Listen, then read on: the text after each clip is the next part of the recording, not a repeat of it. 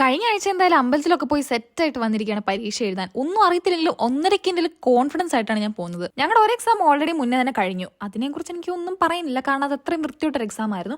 എന്തായാലും രണ്ടാമത്തെ എക്സാമിന് വേണ്ടി ഞാൻ പോവുകയാണ്. ഈ എക്സാമോട് ഈ സെം അവസാനിക്കുകയാണ് സുഹൃത്തുക്കളെ. സോ ഉച്ചയ്ക്ക് ഞാൻ പൊരി വെയിലും കൊണ്ട് ചോറൊക്കെ തിന്നിട്ട് ഞാൻ പോയപ്പോൾ കാണുന്ന കാഴ്ചയാണിത്. ഒരക്ഷരം നേരെ ചൊവ്വേ അറിയത്തില്ലെങ്കിലും കൃത്യം 1 മണിയാകുമ്പോൾ ഞാൻ അവിടെ എത്തും. എന്തോ നേരത്തെ എന്ന ക്വസ്റ്റ്യൻ പേപ്പർ നേരത്തെ കിട്ടുമെന്നാണ് എന്റെ വിചാരം. അങ്ങനെ 3 മണിക്കൂർ കൊണ്ട് എക്സാം എഴുതി കഴിഞ്ഞാൽ അതൊക്കെ കഴിഞ്ഞ് പുറത്തിറങ്ങിയപ്പോഴത്തേക്ക് എൻ്റെ സ്വന്തം ചേച്ചി അവിടെ വന്നിട്ടുണ്ടായിരുന്നു. കണ്ടില്ലേ, പൈസ തരാൻ വേണ്ടി വന്നേക്കാം. വേറൊന്നുമല്ല, നമുക്ക് നാളെ വീട്ടിൽ പോകണം, അതുകൊണ്ടാണ്.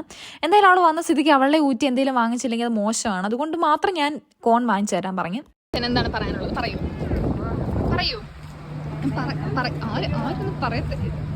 ഒഫീഷ്യലി ഞങ്ങളുടെ സെക്കൻഡ് ഇയർ കഴിഞ്ഞ സന്തോഷത്തെ നാളെ അവർ ക്ലാസ് വെച്ച് ഗൈസ്. അതുകൊണ്ട് നാളെ ഇനി ഞങ്ങൾ ഐശ്വര്യമായിട്ട് തേർഡ് ഇയറിലോട്ട് ഞങ്ങൾ വലതുകാലം വെച്ച് കയറാൻ പോകണം. നോക്ക്, എന്റെ വലതുകാലം, പക്ഷെ ഐശ്വര്യങ്ങൾ ഇപ്പോഴും അത് മാറിയിട്ടില്ല ഗൈസ്. ഐശ്വര്യം നോക്ക്. അതെ, എന്തായാലും എക്സാം കഴിഞ്ഞ സന്തോഷത്തിൽ എനിക്ക് 2 വാക്ക് പറയാനുണ്ട്. നല്ലതായിരുന്നു എക്സാം.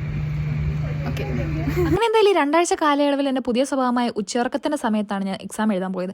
എന്തായാലും അത് കഴിഞ്ഞ് തിരിച്ചു വന്നു. എന്തായാലും എക്സാം കഴിഞ്ഞ സ്ഥിതിക്ക് പാസ്സാവോ ഇല്ലയോ അത് രണ്ടാമത്തെ കാര്യം. എന്തായാലും എക്സാം കഴിഞ്ഞാൽ മന്തി മസ്റ്റാണ്. സോ അതും വാങ്ങി വന്നു. ഗൈസ്, ഇനിയാണ് ഇമ്പോർട്ടന്റ്, നമ്മൾ നാളെ വീട്ടിൽ പോവാണ്. സോ അതിന് വേണ്ടിയുള്ള പാക്കിംഗ് ആണ്. എടുക്കണ്ടെന്ന് അറിയത്തില്ലെങ്കിൽ പോലും എന്നോടൊന്നും എടുക്കണ്ടെന്ന് പറഞ്ഞാൽ പോലും ഞാൻ 2 ബാഗ് കുത്തിറച്ച് എന്തൊക്കെ എടുത്തിട്ടാണ് പോയിരിക്കുന്നത്. സോ നമ്മുടെ ലാസ്റ്റ് കലാപരിപാടി എന്നാ വെച്ചാൽ നെയിൽ പോളിഷ് ഇടുന്നതോട് ഇന്നത്തെ കലാപരിപാടി അവസാനിച്ചിരിക്കുകയാണ് സുഹൃത്തുക്കളെ.